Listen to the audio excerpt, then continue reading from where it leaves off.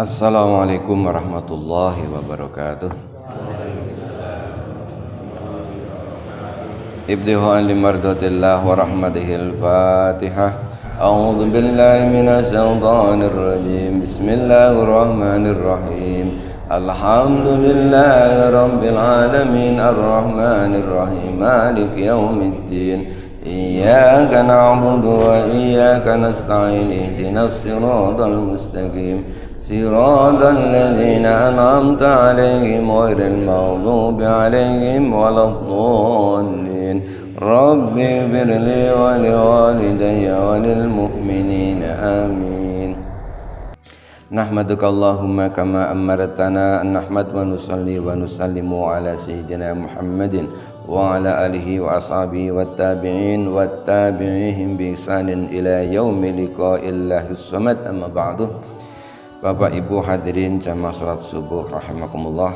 Alhamdulillahirabbil alamin, kita bersyukur pada Allah Subhanahu wa taala atas nikmat-nikmatnya. Pagi hari ini kita diberi kesehatan, bisa bersama-sama melaksanakan sholat subuh berjamaah.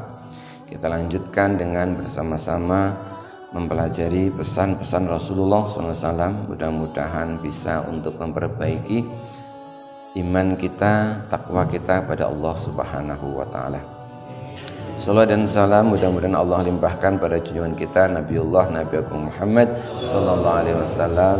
Mudah-mudahan kita menjadi umat-umatnya yang diberi syafaatnya fi yaumil qiyamah, amin ya rabbal alamin.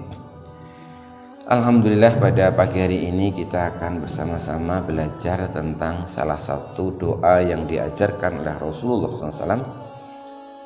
Begitu banyak permintaan dalam doa ini, kurang lebih sekitar 11, terangkum dalam sebuah doa mohon keselamatan dunia akhirat.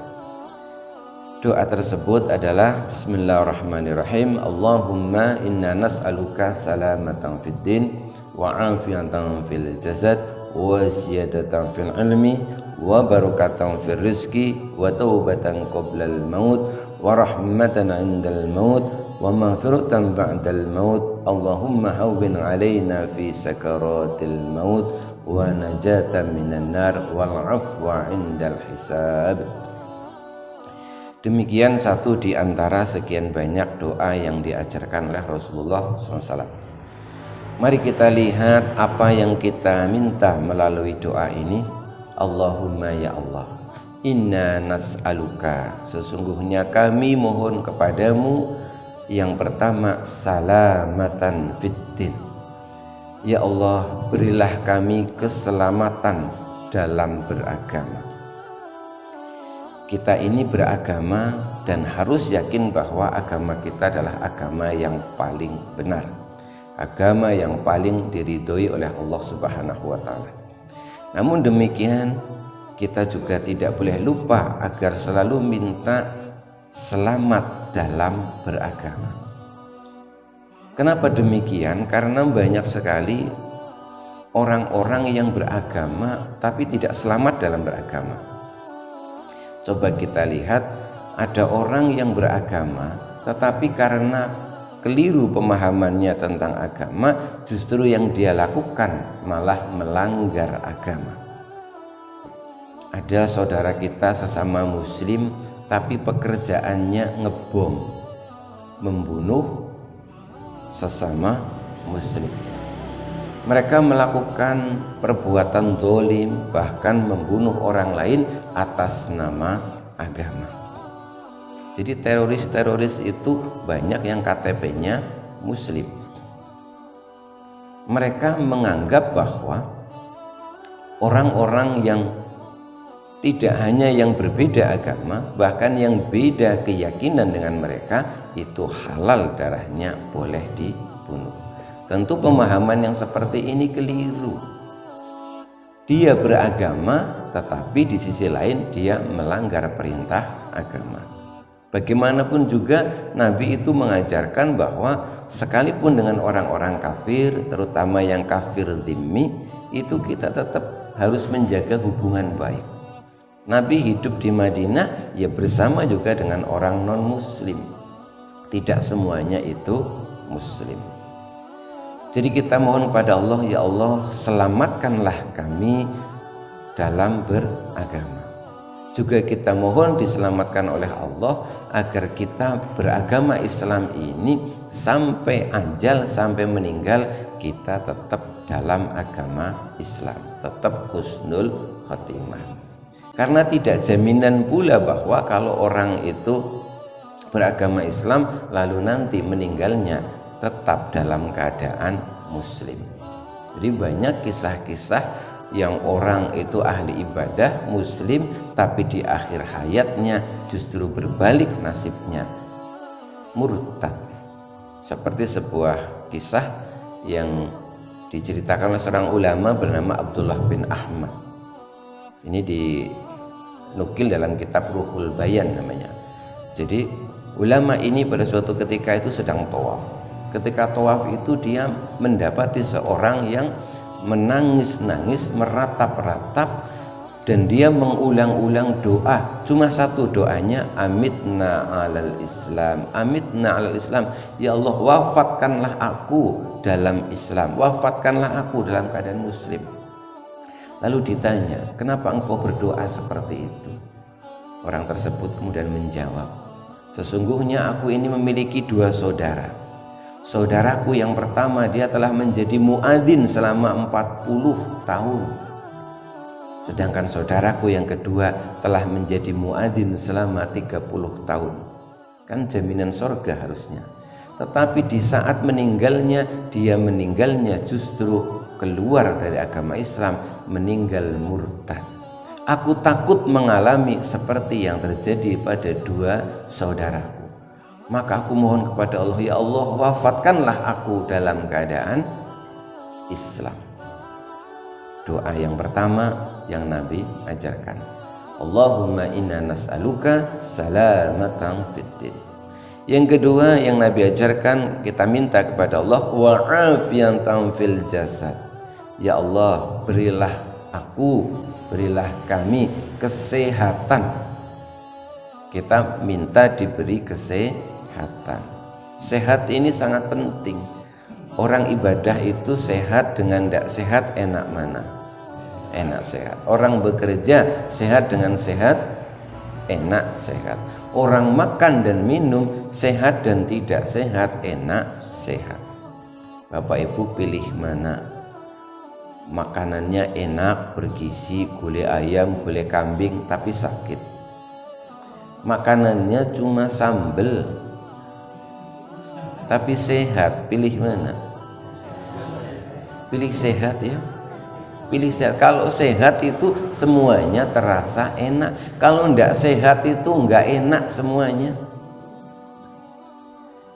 Kita mohon kepada Allah wa'afiyatan fil jasad, senantiasa diberi kesehatan.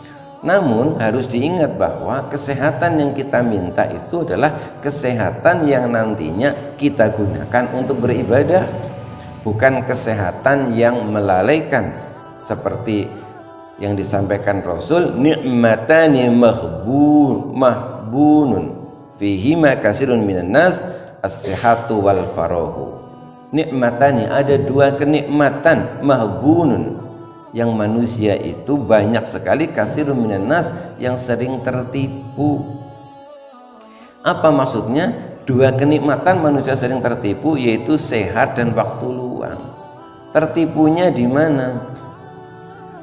Kita diberi kesehatan, diberi waktu luang, itu maksudnya adalah untuk kita beribadah kepada Allah. Tapi ada orang yang diberi sehat, lah besok saja aku jamaahnya, lah besok saja aku sholatnya, besok saja aku beribadahnya, besok, akhirnya datang waktu sakit.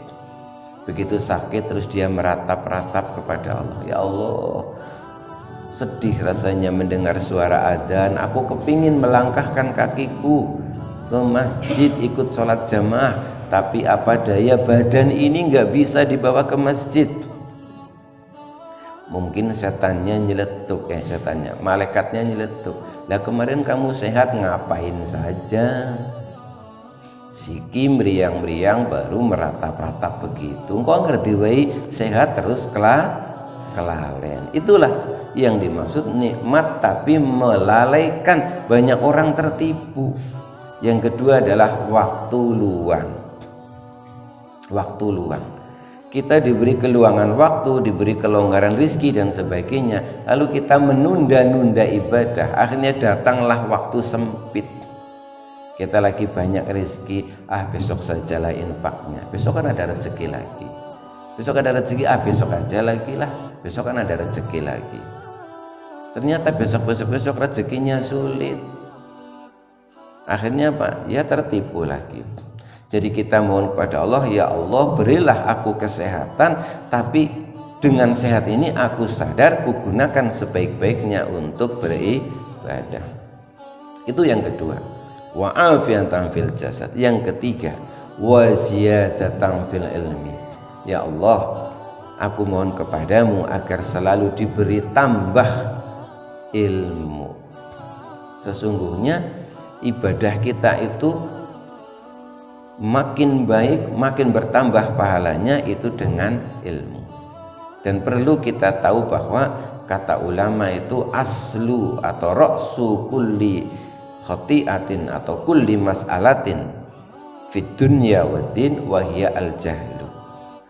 Asal muasal dari semua permasalahan, baik masalah dunia maupun masalah agama, itu adalah kebodohan. Jadi kebodohan ini sumber masalah. Maka kita mohon kepada Allah, ya Allah agar selalu ditambah ilmu.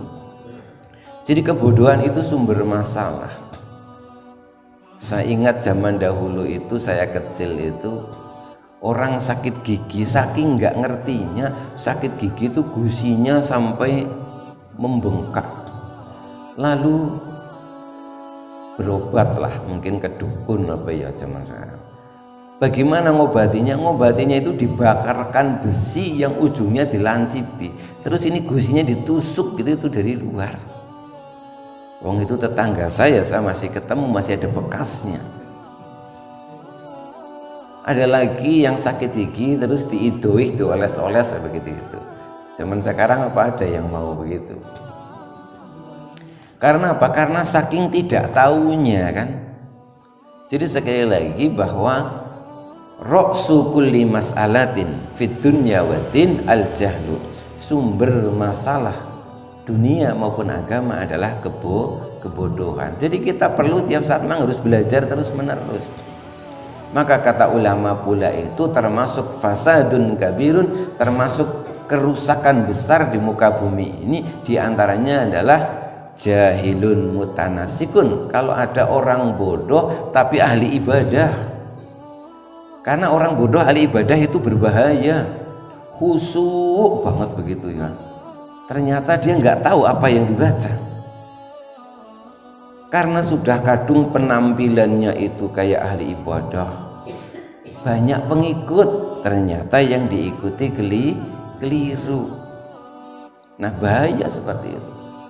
Maka sekali lagi kita mohon kepada Allah, ya Allah tambahkanlah ilmu.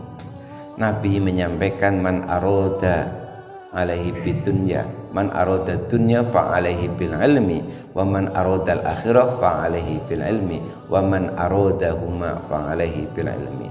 Man aroda dunya, barang siapa yang menghendaki dunia dengan segala kenikmatannya, fa alaihi bil ilmi, maka wajib baginya dia punya ilmu. Dunia seisinya ini bisa dinikmati, tetapi kalau punya ilmu. Kalau nggak punya ilmunya ya nggak bisa menikmati dunia. Apa sih isinya dunia? Misalkan gadung, tahu gadung ya? Gadung bisa dinikmati? Bisa kalau tahu cara ngolahnya. Kalau nggak tahu ya bahaya, itu banyak racunnya. Kolang kaling bisa dinikmati? Bisa. Bahkan pas saya itu ke laut beli ikan tuh saya kaget dulu itu. Ubur-ubur dulu kan orang pada takut ya. Sekarang itu malah harganya mahal karena orang sudah tahu cara mengolahnya. Man arada dunya fa'ali bil ilmi, barang siapa menghendaki dunia, ingin mendapatkan nikmatnya dunia seisinya, harus tahu ilmunya. Enggak tahu ilmunya ya enggak bisa menikmati dunia. Wa man aradal akhirah, dan barang siapa menghendaki akhirat, fa'alaihi bil ilmi, dia juga harus tahu ilmunya. Wa man arada bihima fa'alaihi bil ilmi, yang menghendaki dua-duanya dia juga harus berilmu. Maka warisan paling penting untuk kita buat anak-anak kita sebenarnya bukan harta tapi ilmu. Berapa banyak harta kita wariskan kepada anak-anak kita, kalau anak kita itu bodoh ya hartanya habis itu aja. Maka ada istilah tetembungan zamane wong tua pinter ngumpul-ngumpulna sing nggih. Bareng tekan anak pinter adol. Wong tuane pinter banget ngumpul-ngumpulna, tekane anak pinter adol. Apa sebab? Karena mungkin orang tuanya lupa tidak mewariskan ilmu. Ya Allah, tambahkanlah selalu kepada kami ilmu. Doa yang berikutnya, Allahumma inna nas'aluka barokatan fir rizki.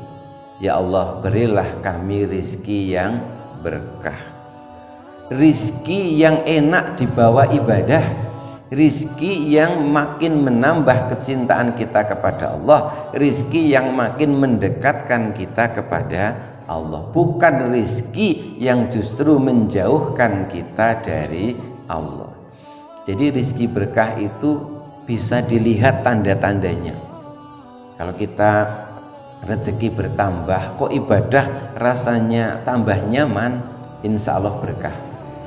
Uang tambah banyak, sholat kita makin khusyuk, insya Allah rizkinya berkah. Rizki bertambah banyak, kita makin senang menolong orang, insya Allah berkah. Tapi kalau rizki kita tambah banyak, lalu kita makin lupa kepada Allah, maka itu sebaliknya, bukan rizki yang berkah. Nah, agar rizki menjadi berkah itu bagaimana? Di antaranya kita diajarkan untuk qanaah. Apa itu qanaah? Nerimo ing pandum. Berapapun apapun rizki dari Allah, pokoknya syukuri saja. Para nabi, para ulama-ulama itu memang ahli bersyukur kepada Allah, orang-orang yang qanaah. Lalu bagaimana mereka bisa qanaah? Di antaranya adalah dengan menjadikan diri mereka itu tidak terlalu banyak keinginan dalam urusan dunia. Bapak Ibu kira-kira tahu nggak penyebab manusia mudah kecewa itu kenapa? Karena keinginan yang tidak tercapai, kan ya. Maka makin banyak keinginan, siap-siap untuk kecewa, kan ya.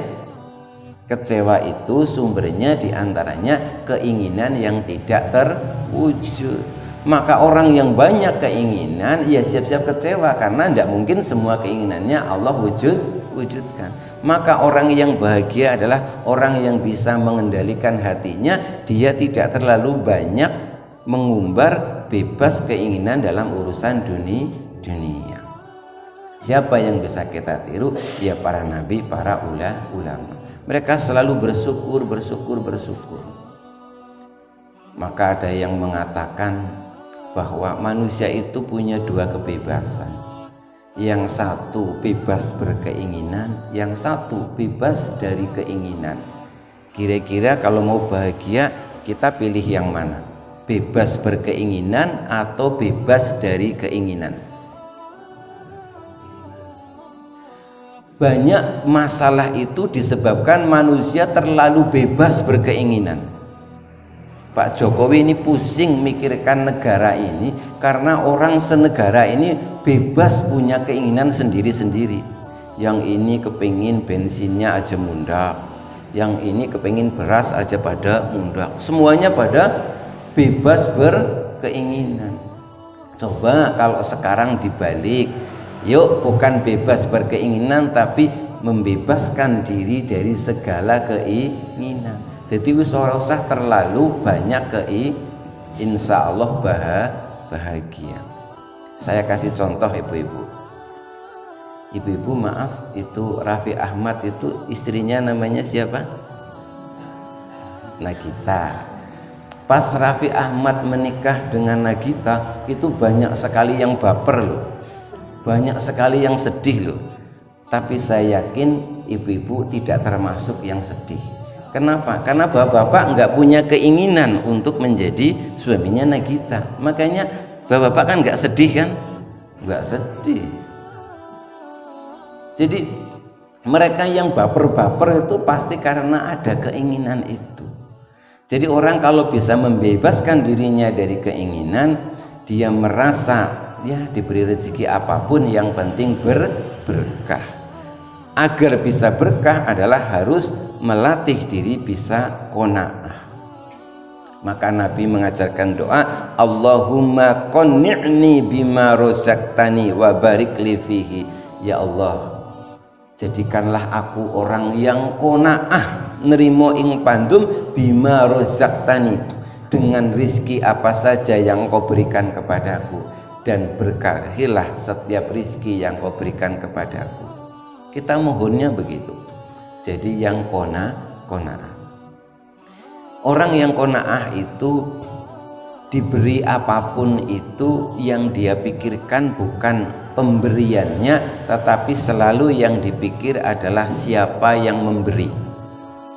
Ini rahasia kenapa orang qanaah itu bisa bahagia, bisa syukur, karena dia tidak mementingkan diberi apa, tapi yang dia pentingkan adalah siapa yang memberi.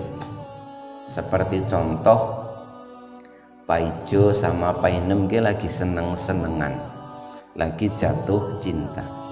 Ora sengaja ketemu neng dalan, terus ketemu pada ora bisa ngomong kabeh, pada gugup kabeh. Salah tingkah, karena salah tingkah si Pak Inem kuwi ngragapi sak nemu permen siji.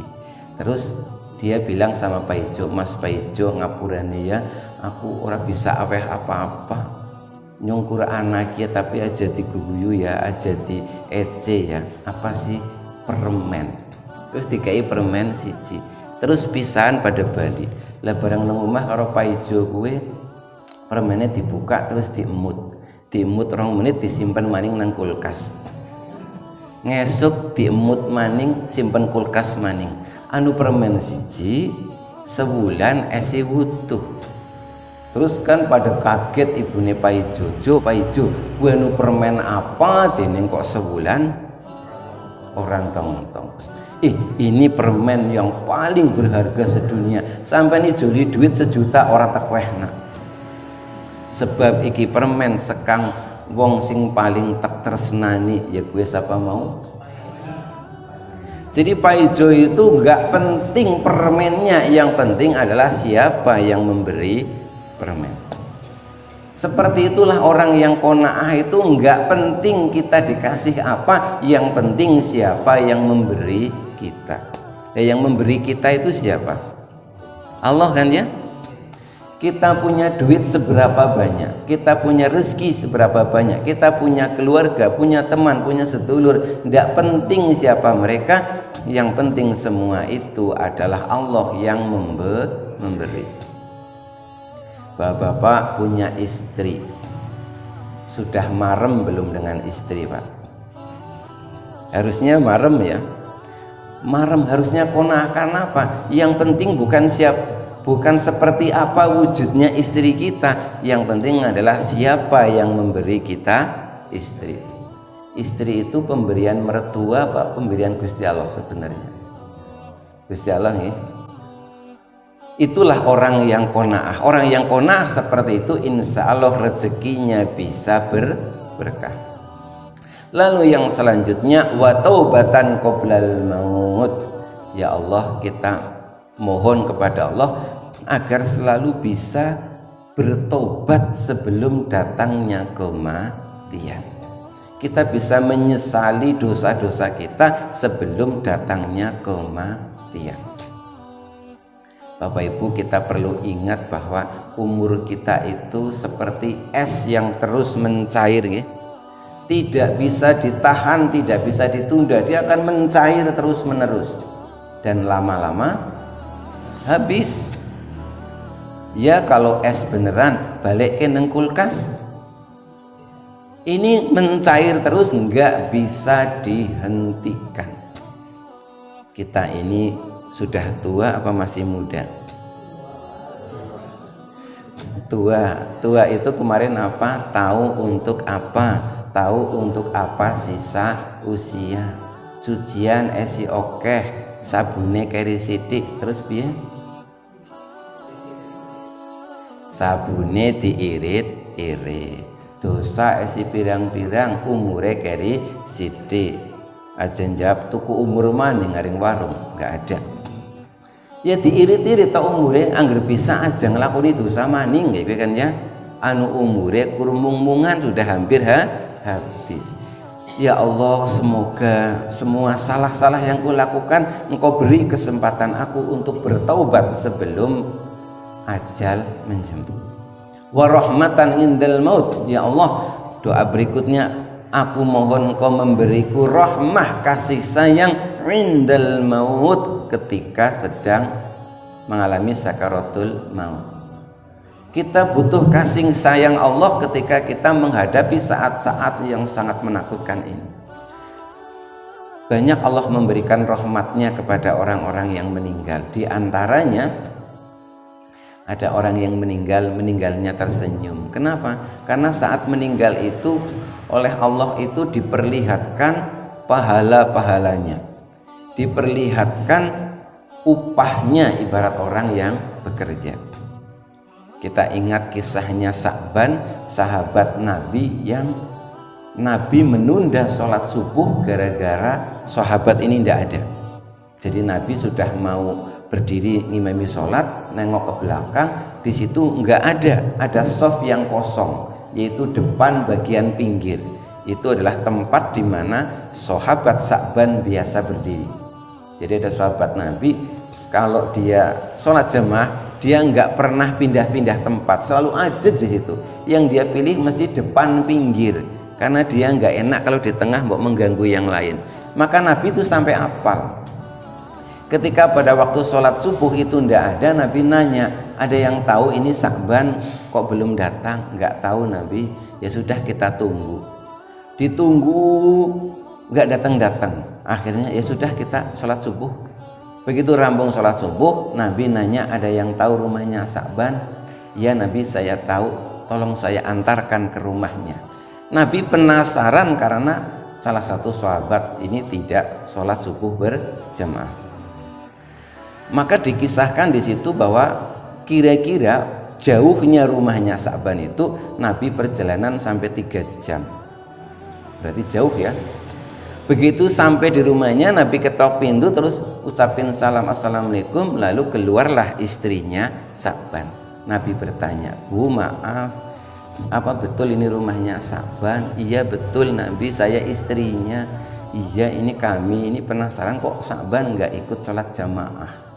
Lalu istrinya sambil nangis bilang, Nabi maaf ya, Sa'ban nggak ikut jamaah subuh. Lah kenapa Bu? Anu Sa'ban tadi malam meninggal.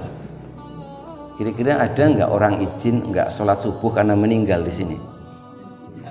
Cuma istrinya Sa'ban saja yang mintakan izin sama Nabi nggak sholat subuh karena meninggal. Inna lillahi wa inna ilaihi rajiun, kata Nabi. Lalu istrinya itu bertanya kepada Nabi, Nabi semalam itu sebelum meninggal Sa'ban ini berteriak 3 kali Nabi. Kami bingung yang menunggui dia, nggak paham apa maksudnya. Kata Nabi, dia berteriak bagaimana? Begini Nabi, yang pertama dia berteriak, aduh kenapa rumahku nggak lebih jauh lagi. Lalu yang kedua dia berteriak, aduh kenapa tidak kuberikan bajuku yang baru. Yang ketiga, aduh kenapa tidak kuberikan semuanya.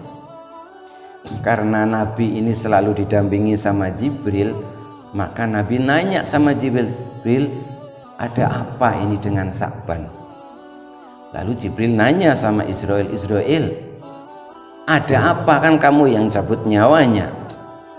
Ternyata Si Sa'ban itu ketika akan dicabut nyawanya itu, sambil dicabut nyawanya itu dia diperlihatkan pahala yang akan dia diterima. Di antaranya pahala selangkah demi selangkah ketika dia berjalan menuju masjid. Jadi setiap langkah dia berjalan ke masjid diperlihatkan pahalanya ketika dia akan meninggal. Mengetahui begitu besar pahala yang dia terima, hanya selangkah demi selangkah Sa'ban berteriak, aduh kenapa rumahku tidak lebih jauh lagi. Maksudnya apa? Nek umaih lebih adoh maning kan ganjarannya tambah akeh. Lalu yang kedua, Sa'ban itu diperlihatkan amalnya dan pahalanya. Dikisahkan bahwa Sa'ban ini kalau mau berangkat jamaah itu nderek dawuh Kanjeng Nabi, dia akan kalau sholat tuh dia memakai baju yang paling baik. Tapi Sa'ban ini rumahnya jauh, maka khawatir bajunya kotor, maka Sa'ban memakai baju yang paling baik lalu dirangkepi dengan baju yang kurang bagus lah, kira-kira begitu. Nah suatu ketika Sa'ban ini berangkat ke masjid malam hari ini, di tengah jalan mendapati orang yang kedinginan, lalu bajunya yang luar dilepas dipakaikan ke orang itu, lalu dituntun mangkat bareng-bareng maring masjid. Lah pas meninggal Sa'ban itu diperlihatkan perbuatannya itu dan pahalanya memberikan baju bekas itu. Akhirnya Sa'ban berteriak, aduh kenapa tidak kuberikan bajuku yang baru. Min baju bekas be ganjarane pirang-pirang. Nah yang terakhir Sa'ban itu diperlihatkan pahalanya. Ceritanya pada suatu pagi itu Sa'ban ini siap-siap sarapan. Sarapannya segelas susu dan selembar roti tawar. Ketika siap-siap dia akan memakan itu roti dan minum susu, lewat di depan rumahnya itu orang yang minta pertolongan. Dia bilang, aku lapar, aku belum makan, berilah aku makanan. Lalu Sa'ban merasa kasihan, Sa'ban bilang, Pak tunggu sebentar. Sa'ban masuk ke dalam, dia membawa gelas kosong dan membawa pisau. Dipotong jadi dua itu rotinya, dibagi dua itu segelas susunya. Akhirnya makan dan minum bersama-sama. Lalu pas meninggal Sa'ban diperlihatkan pahalanya sodakoh setengah gelas susu dan separuh roti. Sa'ban pun berteriak, aduh kenapa tidak ku sodakohkan semua. Ini Sa'ban ketika meninggal sebenarnya sakaratul maut itu sangat menyakitkan karena semua sakit dijadiin satu. Tapi banyak orang yang ketika meninggal dia tidak merasakan sakit. Kenapa? Karena mendapatkan kasih sayang dari Allah. Di antaranya adalah apa? Diperlihatkan pahala yang akan dia terima. Mudah-mudahan kita termasuk ketika meninggal mendapatkan rahmat dari Allah. Wa maghfiratan ba'dal maut, yang berikutnya kita mohon ampunan kepada Allah ba'dal maut, setelah kita meninggal dunia. Mudah-mudahan saat kita meninggal dunia masih ada dosa-dosa yang kita bawa, dosa-dosa itu dimaafkan oleh Allah. Lalu Nabi mengajarkan juga selanjutnya, Allahumma hawin alaina fi sakaratil maut. Ya Allah, permudahlah, mudahkanlah kami fi sakaratil maut, ketika kami sedang mengalami sakaratul maut. Mudahkan. Jadi nyawa kita itu ketika meninggal itu, nyawa manusia itu ada yang keluarnya mudah, ada yang keluarnya sulit. Yang mudah kata Nabi itu seperti rambut yang jatuh di adonan yang masih basah. Ditarik rambutnya mudah apa sulit? Mudah ya, karena adonannya masih basah. Sedangkan yang sulit itu adalah seperti orang sembelit. Ngertos orang sembelit? Ini seluruh tubuh sudah menekan untuk keluar, tapi ternyata di pintu keluar lengket, enggak keluar. Ada ruh itu sudah saatnya keluar, memang takdirnya sudah habis, tapi begitu keluar dia diperlihatkan neraka, ketakutan dia tidak mau keluar, sementara seluruh tubuh mendorongnya keluar. Sakitnya luar biasa. Ya Allah, kita mohon hawin ngalaina fi sakaratil maut, dipermudah pada saat sakaratul maut. Wa najatan minan nar, dan kita mohon keselamatan dari api neraka. Dan terakhir doa yang Nabi ajarkan, wal afwa indal hisab, mohon kepada Allah agar diampuni ketika hisab. Ketika dibagi rapot catatan amal kita, di situ masih ada dosa-dosa yang belum diampuni oleh Allah. Mudah-mudahan saat itu diampuni oleh Allah sehingga urusan kita menjadi mudah. Demikianlah doa yang Nabi ajarkan. Allahumma inna nas'aluka salamatan fid din wa afiatan fil jasad wa ziyadatan fil ilmi wa barakatan fil rizki wa taubatan qablal maut wa rahmatan indal maut wa maghfiratan ba'dal maut. Allahumma hawwin alaina fi sakaratil maut wa najatan minan nari wal afwa indal hisab. Mudah-mudahan kita semuanya selamat di dunia dan selamat di akhirat. Wallahu a'lam bishawab. Bitaufiq wal hidayah wa ridha wal inayah. Wassalamualaikum warahmatullahi wabarakatuh. Ya Nabi salam alaika.